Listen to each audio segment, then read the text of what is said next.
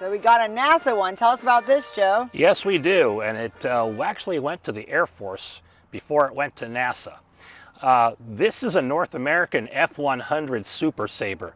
Now, this is the first production jet fighter that was supersonic produced for the Air Force. So this is about 1955-56.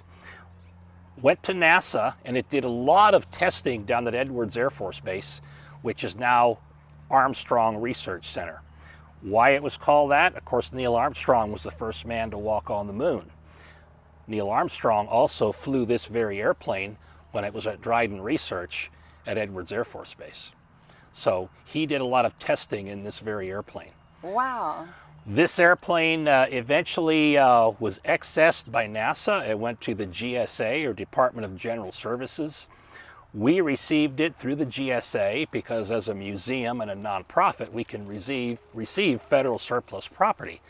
It was last used at my old alma mater, San Jose State University, Wow. as a trainer for aircraft maintenance people and to take that trade on into careers with the airlines or wherever they were going. And explain us the part where you said about the first supersonic. Mm-hmm. So, meaning? Meaning it travels faster than 750 miles an hour at sea level. And you said this was the first model to do that? First production airplane Wow. to go into the Air Force that was truly a supersonic airplane. You know, prior to that, you had jet fighters like the F-86 and things like that that topped out about 650 miles an hour. Oh, wow.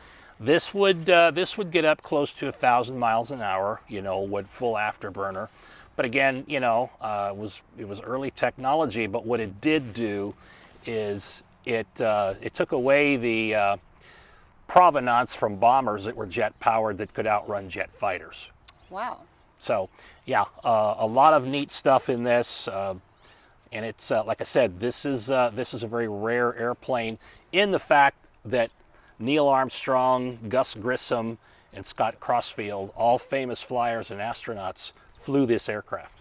So do we know what research came out of it? You said they used it for research. Oh, they did. They used it for flight research, which was later applied to building aircraft, you know, the civilian aircraft that people fly in today, you know, airline stall characteristics and all those types of things that were later applied in the design of future military airplanes and civil airplanes.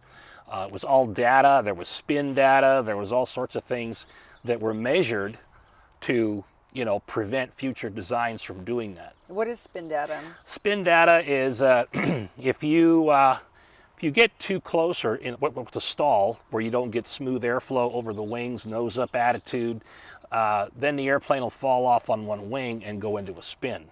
So, you know, what characteristics, what aerodynamic characteristics produce that was all measured on this airplane with telemetry data and that sort of thing. Well, thank you so much for showing us this plane today. It's so impressive. Neil Armstrong was once in that seat. Yes, he was.